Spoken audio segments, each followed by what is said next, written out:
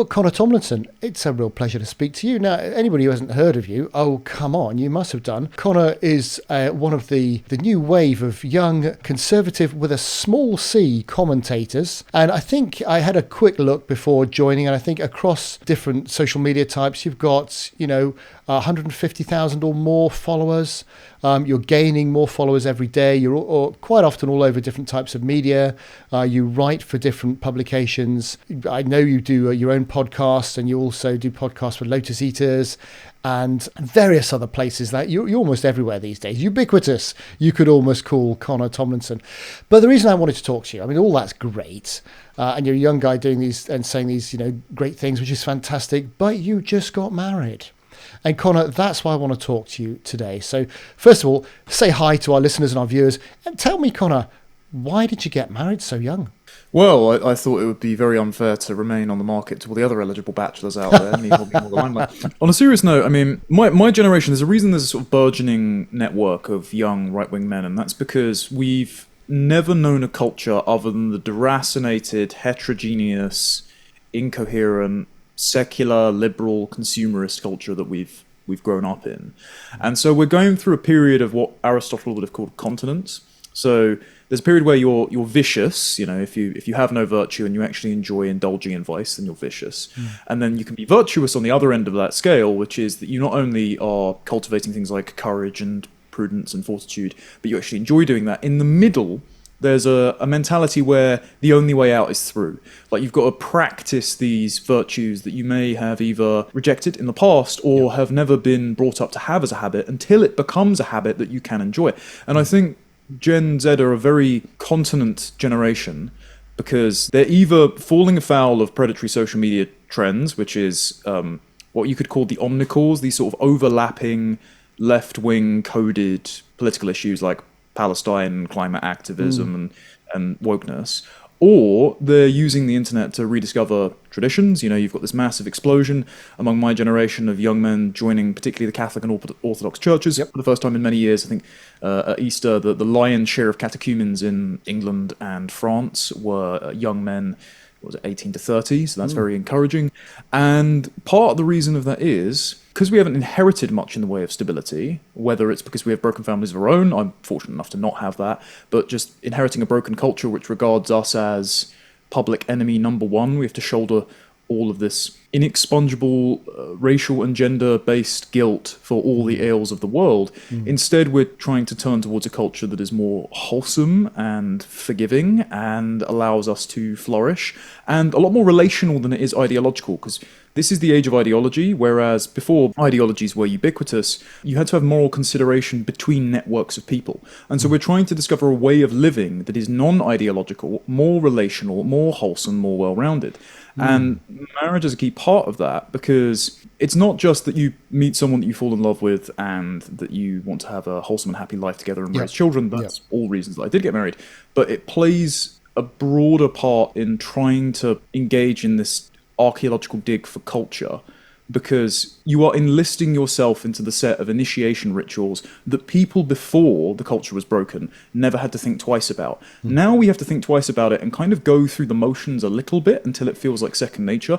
But I also want people who are probably struggling the same thing, and I've met loads of young men that are doing the same thing, to know there's nothing actually wrong with that. Like, there's nothing wrong with feeling like you're wearing a suit until it feels like it fits. And so that's also one of the reasons. I could see the tradition as something worthy of veneration, worthy of rediscovery.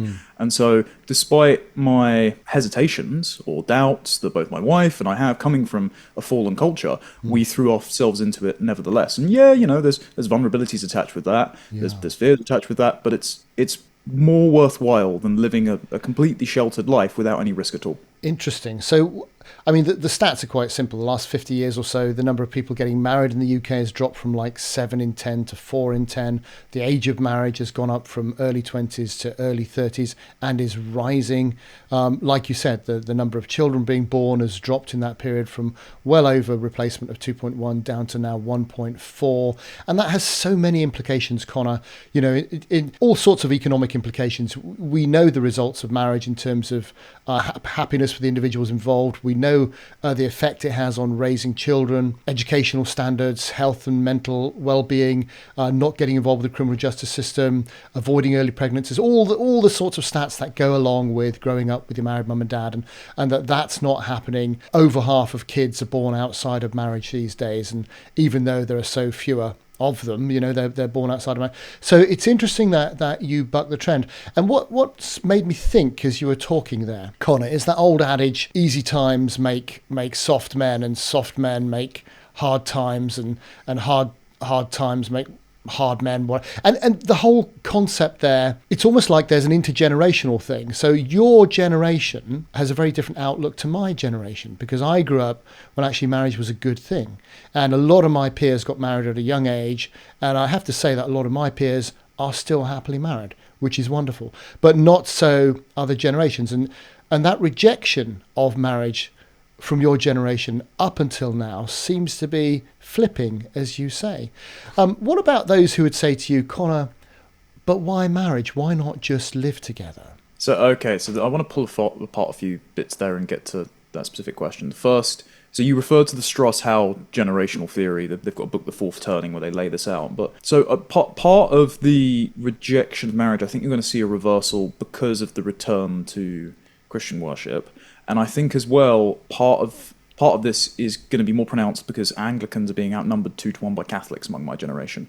And that's not incidental, because in seeking to abandon the modern trappings of secular morality, you have to abandon the institutions which have wholesale capitulated to it, thinking that they have to chase existing morality to bring people back to the pews rather than setting their face against it, which provides a genuine alternative.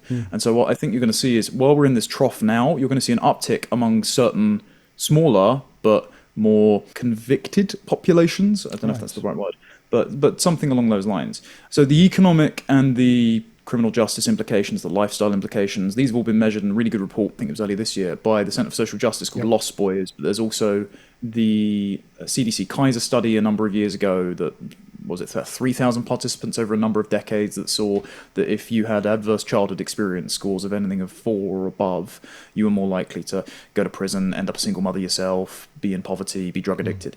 And I think that it's worthwhile pointing all those things out. Katie Faust does a really good job on this in her work in the US as well, as do you, Tony. But I think these are all characters in one big tapestry.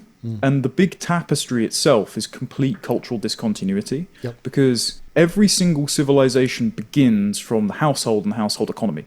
Economies spring from peoples and cultures and their traditions, and cultures and traditions are only preserved and imparted onto another generation by what Burke would call the little platoons. These groups of families and these self-associative networks that act as custodians for a particular way of life. Alan McFarlane's book, The Origins of English Individualism, is actually basically a book about English family structures. And that's from which the English sort of, I take everyone as I meet them, free enterprise, private property, common law, it comes from how the English formed relatively nuclearized family units from the extended and often incestuous family units that would be in other parts of the world.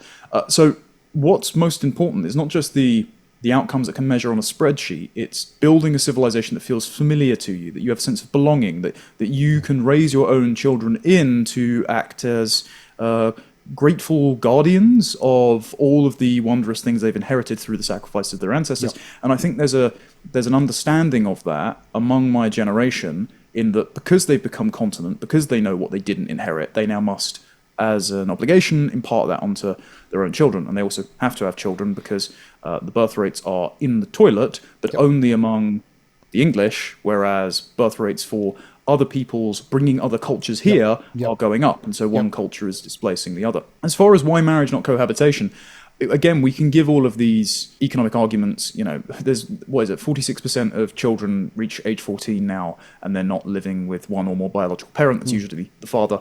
We can see, again, from Katie Faust's work, that if you cohabitate for an extended period of time before you get married, your likelihood of divorce just skyrockets. And as a Catholic, I not only don't believe in it, but also divorce is an absolute travesty for children. I don't. My wife's not in the public eye, so I try to keep her out as much as possible for security concerns.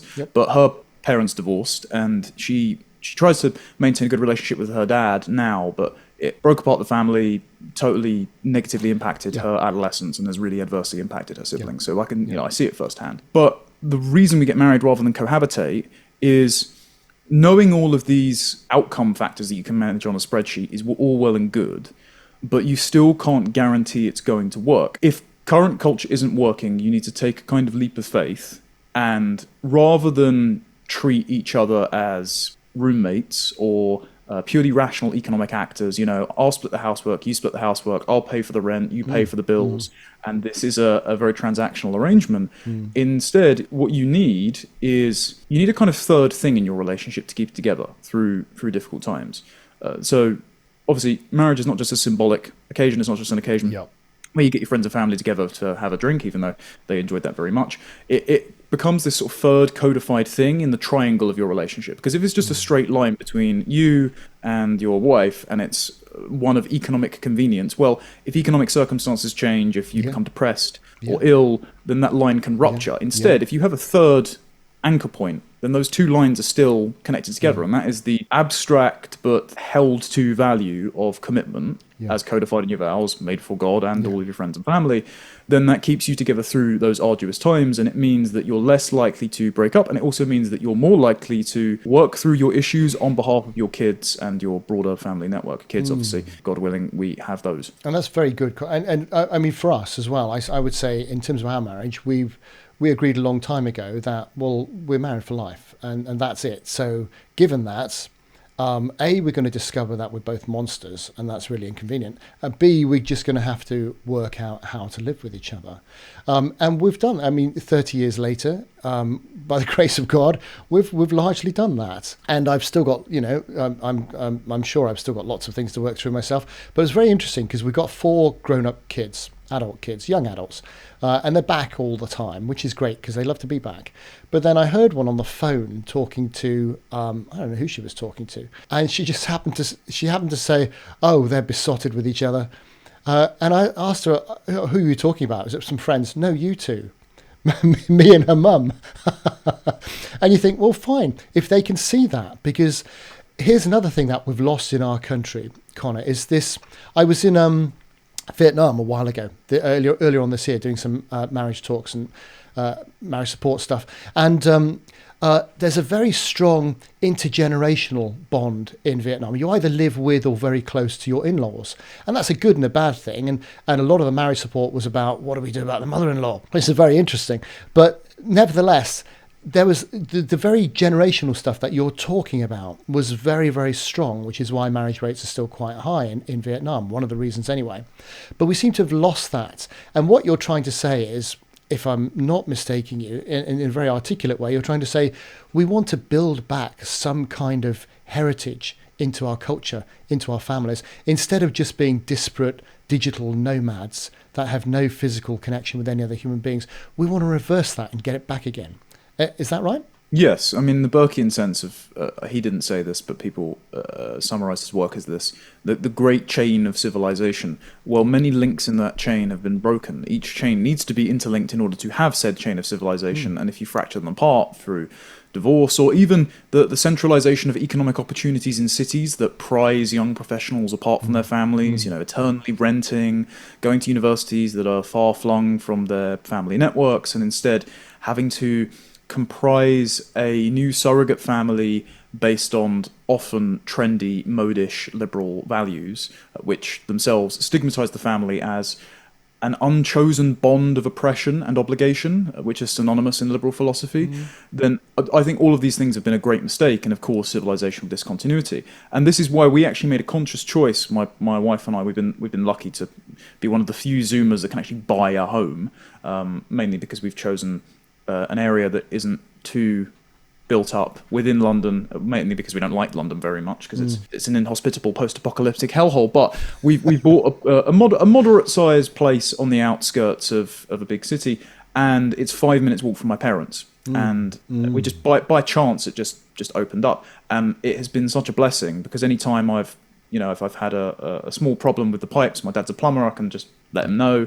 Anytime we need to borrow a cup of sugar, so to speak, we just walk around the corner. We've had multiple barbecues in the evenings. It's been lovely. And I know for a fact that when we start our family again, all intentions to do so, you never know how life's going to pan out, but there's the hoping, we can just walk around and hand the kids off for a date night, which I'm sure will be well needed due to the pressures of life. That's also another thing as well, that the world of work has provided a top-down pressure on families. I think in these more traditional or civilizations that aren't based on the Protestant work ethic, they don't have this downward pressure to commodify and compartmentalize every part of your life so that it measures on a spreadsheet. Ivan Illich, who was a Catholic critic of the industrial world, had a good term for this called shadow work. And he said that the nature of modern work is that you go to work and then you spend all of your life outside the office or the factory as a kind of you economize it so that you can maximally recuperate to return to work maximally productive. So you use consumer goods to save you time. You use efficient transport to get to and from there. Lots of young men now are using sort of self-help gurus like Andrew Huberman or listening to my friend Chris Williamson to get their exact 15 minutes of sun in the morning to activate their sort of more vitamin D and activate their dopamine levels so they're ready to start the day. You know, everything measures on an Excel spreadsheet. This mindset means that you can't take time out for the novelties and imperfections of family life. And also, you have to try and rationally plan when to start your family, balanced against all other considerations like economics or space or travel or health. And again, in the past, never had to do that. Families were just an unquestioned axiom of existence. You would belong to one, you would move to another. Like there comes a tradition of literally carrying your wife over the threshold, creating a new household identity that was the foundation of the city-state and of religious and cultural life.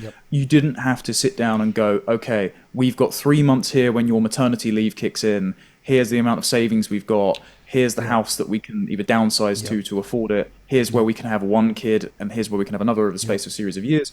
And it didn't.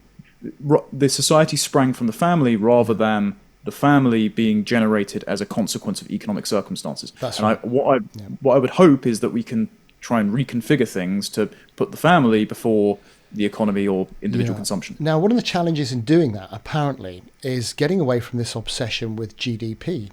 And it may sound silly, but if you ask the Treasury, the one important thing is the measure of GDP. So what you've got to do is get mums and dads, or dads and mums, out working as soon as possible after the birth of a child. So the government will provide funding for wraparound childcare as soon as you're willing to let go of your little infant, and the state will raise it for you in order that you can then go back to work and start making money so the GDP looks good, as opposed to recognising, I think you alluded to it earlier on, that the value of motherhood, the value of a woman maybe spending time with her young infant for a bit longer, because actually that has a massive effect. Being There by Erica Commissar, wonderful book. I interviewed Erica recently, and she talks about the value to the economy of mothers attaching with their children for longer.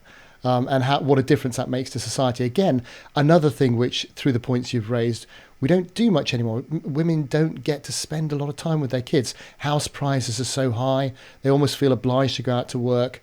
And that then puts enormous strain on relationships, on marriages, on family life.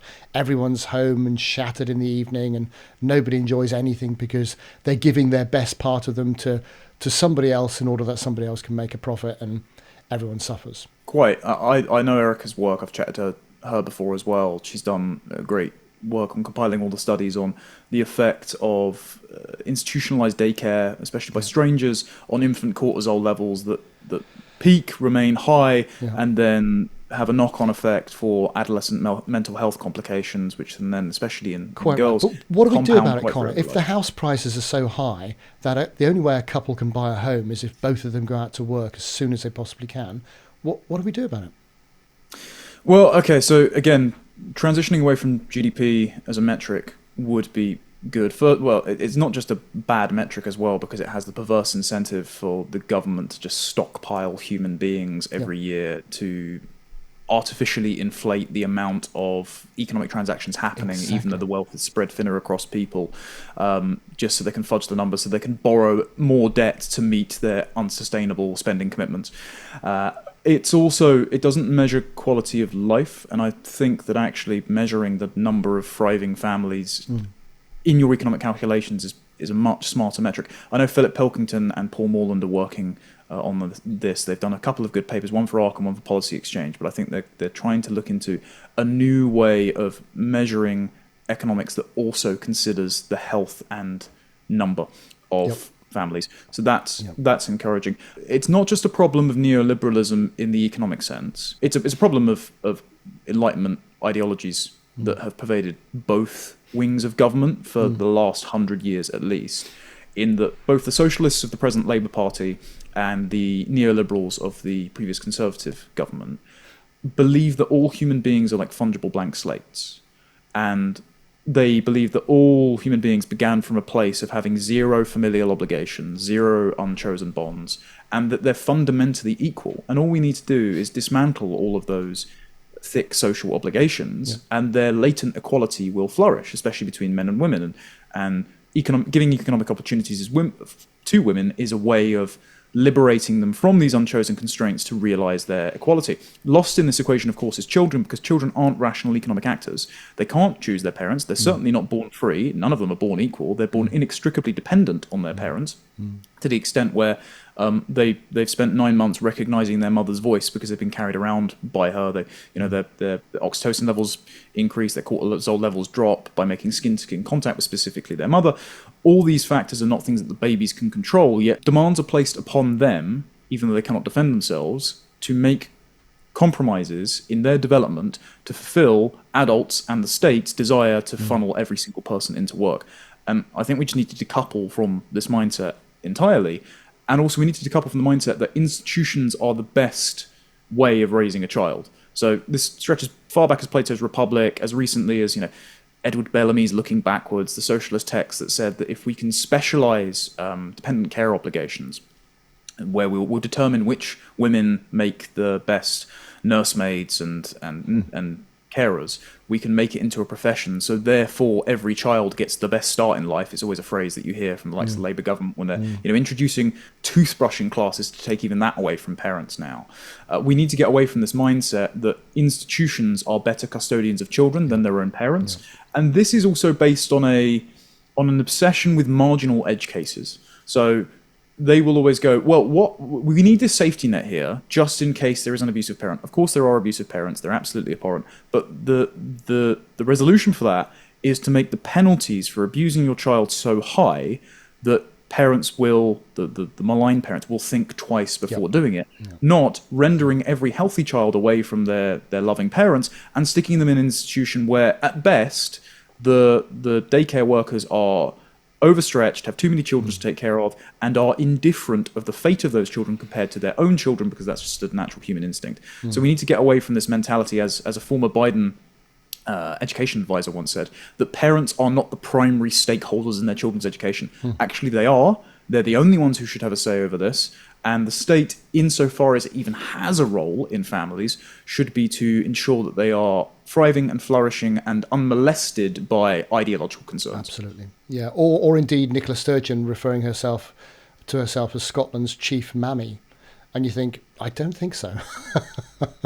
It's like Mama Merkel is the same thing. You often get this from, unfortunately, childless women who project their maternal instinct onto whole groups, and it becomes a collective civilizational pathology. When instead, any mother but Miriam Cates being a perfect example in politics, any mother will tell you her concern is for her children first and foremost, and if you come for them, she will defend them to the hilt, especially against outside interlopers and client groups that the likes of Merkel think are poor benighted, put upon people that children themselves across generations must make sacrifices in order to accommodate. So what about, the other objection young men will have, Connor, is, the risk of getting married. That divorce is so high. Actually, divorce rates are falling, and that's primarily because the number of marriages is lower and people are getting married later. But actually, anyway, if you look at the historic divorce figures and you look at people who are married over the age of 20, most marriages, the significant majority of marriages are happy, and most of them, 70 to 80% of them are actually successful. Yes, the numbers are skewed by people who get married too young, and also people who divorce and marry multiple times. But actually, the raw stats of people getting married, as I say, over the age of 20 have never been that bad. So a few things on this. When I was back at Lotus Eaters, I did an interview with my friend Jeff Younger. For those who aren't aware, Jeff has probably the worst divorce story I've ever heard. He is now an Orthodox Christian, but he at the time was married to a pediatrician who she herself had a previous daughter, but they had 2 children through IVF, and it was actually only Jeff's genetic material because I think his wife herself had complications. They had twin boys, James and Jude, and they divorced. He tried to have it amicable, but didn't go that way, and they split custody. And he finds out that his son was going to school and being secretly transitioned by his mother in the school. He fought a custody battle in the state of Texas to keep his son away from his mother. His mother fled to California when California became a transgender child sanctuary state. Jeff, in the court documents, was told he wasn't allowed to refer to his son as a boy because that was somehow itself an act of affirming a gender onto him. Yes. And coercive manipulation or something. Yeah, exactly. It's just typical Orwellian doublespeak. I know that's become a cliche, but it definitely is here. And his son has only been spared from chemical castration because of the Trump administration's executive order banning it for children nationwide. So thank God for that. Yeah. But I was speaking to him about this, and he said to me, we were going through some of the stats, that the main bulwark against divorce, because you often hear from the sort of third wave manosphere red pill types that there's 50% divorce rate, it's not worth the risk, bro, sign a prenup or don't get married at all. And a lot of the numbers as well among American Catholics are being fudged because when polling data is done by Pew Research, for example, they measure people as Catholic by identity. You know, you might have second generation or third generation Irish immigrants who say I'm Irish Catholic but never go to mass. Among mass attending or service attending Christians, Catholics, evangelicals, etc., divorce rates are very low.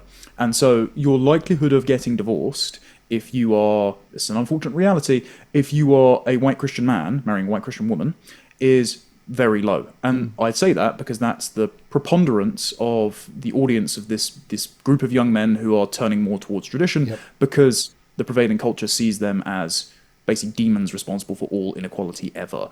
So what the follow-up I'll get from that is, okay, but it's still not guaranteed, and even if it's a 1% chance that I do get divorced, it's a 100% chance that the prenup is thrown out and I'm taken for all I'm worth. And I will say that, yes, having the state involved in marriage comes with a lot of complications. It's very undesirable. I mean, the amount of paperwork I had to fill out just to do it when my wife and I were going, if this was 200 years ago, our ancestors wouldn't be jumping through all these hoops. They'd have done it in 2 weeks. However, I think there's an obligation for men to take the leadership role in your relationship, and that comes with a certain degree of vulnerability. Like, you do need to entrust that you have sufficiently vetted and are intending to marry a woman who is not going to exploit you and your generosity for purely economic reasons. There are perverse incentives there, don't get me wrong. Like, I once dated a girl, for example, who enjoyed a lot of external attention on social media, and it became a reason that the relationship broke apart. That temptation is there for a lot of women. What you need to do is basically find someone who is not trying to source their self-esteem from the entire world, who does not think of your relationship in very transactional ways, and then take that hopefully much shorter leap of faith than if you were intending to marry someone else, and both commit to commitment and disbelief in divorce as an abstract principle. And there will always be that initial fear there will always be that insecurity. You need to try and get past that, because she probably has that too. And it's worth going through. I mean, I go around the country doing lots of pre-marriage courses, as well as kind of marriage refresher type stuff and marriage MOT type things, which are all absolutely valid. I always say that the best gardens are the ones that are most regularly maintained. And it's exactly the same with marriage. And allowing your space some time to do that is just great. But getting to know your partner before you marry them it doesn't involve moving in and sleeping together, right? It involves talking about your desires, your hopes, your personalities, your baggage from your childhood, all sorts of things like that, and really getting to understand each other and evaluating, is this the person I think I want to spend the rest of my life with. Knowing that, in fairness, Connor, I mean, who was it that said, each of us may well have 5 different love affairs during our lives, and if you work really hard, they'll all be with the same person, because you change throughout you change each other, and you change as an individual. And one thing about marriage that you don't get with cohabitation, of course, is that commitment. For better, for worse, for richer, for poorer, in sickness and in health, I am sticking to this, and I've made a promise to my community. And I think that's one thing we've lost as well, that whole which Christian communities have. It's, if you get divorced in a Christian community, there's a little bit of shame there, and we've lost shame in our culture. And I'm not talking about abuse and abandonment and adultery, whole other conversations, right? But people who just think, I'm bored, let's end this. No, you got to stick at it, and you got to work through it. And actually, it's just like climbing the highest mountains. The hardest work, the most effort, the longest time gets the best views, the most wonderful experiences. And somebody who's been married for 30 years, I can say that without a shadow of a doubt. Yeah, my wife and I keep noticing this trend as well, speaking on the abolition of shame, that has continuity with, in the 60s and 70s, in the second wave feminism, there were books like Helen Gurley Brown, and there were pieces in Cosmopolitan magazine that said, look, ladies, you can be a high-powered executive, you can go sleep around, and then in your late 30s, when you want children, you can just find a man and settle down. And they sold a lot of women a false bill of goods, especially when a lot of these women that were writing these texts were already married, already had kids, and it was almost like a covert competition strategy to weed eligible women out of the dating pool. Now, what you're seeing, and I think you're seeing this with, there was some like Amazon Prime drama advertised last year with Anne Hathaway and a much younger man. I think it was based on some sort of fan fiction written about Harry Styles or something very strange. There's that new Bridget Jones film, they're milking that franchise for all it's worth, where she's in her mid to late 40s and she's got this veritable conga line of eligible bachelors, all rich and in shape. There's this idea that middle-aged women, if you're still in the prime of your life, if you do get divorced, it's okay. Your age and your fertility has no bearing on how many men are willing to queue up and make you another marriageable prospect. You go get them, girls. You live your best life. And it's just selling a lot of women a lie. I've seen pieces like this in the New York Times. There was a piece about 2 years ago where a woman had written about how she broke her family apart and it was the best decision she could have ever done because now she's traveling. It's like, this is misery-loving company. This is telling women they will be happier if they are living up to the hypothetically free and equal state of nature that individualistic, atomistic liberalism promises was our original starting point. And it's just untrue. The most miserable people are ones suffering from the epidemic of loneliness we've got. And you can see this among my generation, who are going out and interacting with the opposite sex a lot less. About a third of young men 18 to 30 have never had an intimate relationship. Rates of internet and porn addiction, unfortunately, are on the rise. You're going to get a lot of women, I think, falling in love with AI chatbots. It's a kind of surrogate relationship, surrogate intimacy, than braving a relationship with a man who might break their heart, but also might give them a more fulfilling life. And I think you're going to generate a lot of very miserable people doing this on the promise that you will be much more fulfilled if you have no unchosen obligations to anyone else. And I think it's actually in these bonds of obligation where, yes, you might well realize one another's flaws, but you will grow and be fulfilled in this, that life becomes a lot better. I think actually the best film about this is, I don't know if you've seen Bruce Willis in Unbreakable. So yeah, it's for those who haven't, it's basically almost like a domestic Superman story. But the actual story of the film is not about him having the superpower of being invulnerable. It's about him becoming a hero to his son as he's potentially about to divorce his high school sweetheart wife because they're no longer feeling the connection anymore, and basically Superman rediscovering his relationship with Lois Lane. And the great scene at the end is where he sat across the table from his son and he shows the newspaper that says, this masked man or this hooded man saved a family last night, and his son's got tears in his eyes because he sees his dad as a hero, and it's the first time where the family have all had breakfast together in such a long while because he's rekindled things with his wife. And so if you can go through those lulls and those painful periods where, especially as a man, if you lose your job or you feel like you're running in place or you feel like you've got unfulfilled potential and you're not living up to that role of hero in your wife and your children's eyes, if you can move through that rather than severing that connection, it should make the relationship all the stronger. And you're so right. And get some advice. Come to one of. Well, I'm like I say, I'm around the place all the time running marriage refresher courses and things. And for people in exactly that type of situation, we're stuck. We're a little bit stuck. We need to sort something out. And the techniques are there and they work. And people come through the other side and they're so glad they did. And they reach the wonderful kind of planes of enjoyment, having experienced that together, which is great. Wrapping up then, Connor, I mean, first of all the best to you. It's wonderful. I'm so glad you've done what you're doing. I'm so glad you're so articulately expressing the benefits of marriage to your many young male followers and hope they follow. But what do we do about the government and the media, if anything? I mean, because we know that 80% of the richest mums, the elites, are married. Only 20% of the poorest ones, the ones who could well do with the stability that marriage brings and everything else like that. Yet the government can't bring itself to talk.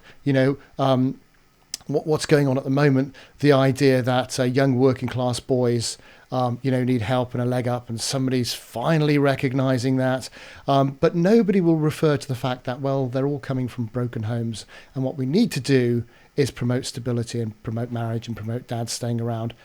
Won't talk about it at all. Is there anything we do about that, or do we just lead from the bottom? So as far as media goes, I think the established media institutions, so the broadsheets, the tabloids, and the legacy broadcasters like the BBC, ITV, and the like, won't touch this issue because third wave misandric feminism is one of the cornerstone pillars of woke ideology, and they are fully bought and paid up believers. And anytime that they do have a conversation about this, they don't actually platform a man to discuss these issues. They platform often well-meaning women, like Christine Ember is a great example of this. In 2023, there was a sort of proliferation of articles in the Washington Post and the New York Times saying, oh, aren't men struggling a bit? Shouldn't they be playing more sports? Shouldn't they have more male mentors? And they were all written by women. And it's because it would be unpalatable for a man to speak for men on their own terms. Instead, that space has been occupied by alternative media, be it podcasts or social media, and you've got some malign and resentful actors out there, but I think that's because, and this is quite, I don't want it to be mean-spirited to say, but throughout history there have always been men who haven't been married, and either they've been courageous warriors or scholars and monks, or unfortunately those who haven't got married and haven't reproduced haven't left a footnote on history. And what we've got now is, because everyone has a platform and everyone has a megaphone, you're hearing from a lot of those men who either feel lost and aren't given direction, or will never have direction, but are lending their voice in a resentful fashion to the discourse anyway. And so there is an audience for those people, and they can go watch Fresh and Fit and whatever. Unfortunately, I wouldn't encourage them to do so. So those voices are being heard in alternative media, and the audience for those voices are growing, and they're a lot more accessible to the kind of young lads on a council estate who have got not much to do in the afternoon when they're bored from school, and they can open YouTube or TikTok or Twitter and see people having those conversations in a language they understand. As far as the government goes, the current government won't do it because, again, their entire front bench are true believers in third wave feminism. I mean, they're setting up a cabinet office department just to monitor Andrew Tate's TikToks. Now, I don't like Andrew Tate. I think he's a pimp turned imam. I'd have him in prison for running a webcam organization. However, they don't like him just because he speaks to young men in any capacity. So they're not going to be attentive to young men's concerns. Neither all their acolytes on media. As far as the replacement for the current government goes, come 2029 or sooner, I've heard my criticisms of Reform UK and some other policy areas, policy where it exists, of course. But in the last prospectus at the general election, they did say about increasing the marriageable tax allowance and having it transferable across spouses, so that you could basically double up on your husband's income and make it more viable for families to have a single income earner household. You'd also drop the tax threshold, the tax exempt allowance from the 12,500 and bump it up to 20,000, meaning you get to keep more of your household income. The immigration policy should hopefully ease pressure on housing and make it more affordable. All these things would hopefully make it easier for families to be able to stay at home, and also have the dad a bit more present as well in raising the kid from the mum, because traditionally, obviously, most sons would go into the jobs of their fathers as an apprenticeship because the dad would be working near or even in the home. I know one of their MPs, Sarah Pochin, has said that she wanted to increase the family tax allowance and also make daycare more affordable. I would urge them to shut that down quickly. And the Conservative party at the moment, look, they're a contaminated brand, but that does mean that from barren plots of land, the opportunity to build is there. And I know that there are quite a few Conservatives seeing that a movement towards tradition, towards immigration restriction, but also towards making the family the cornerstone of civilization rather than marginal fringe cases and confused sexual and gender identities for once. I see an appetite there, and that means that they can be persuaded by people that know what they're talking about. I think there's fertile ground to be had, and I think there's a lot of the population who are waiting for somebody to say, actually, yes, we're going to give you this as an option.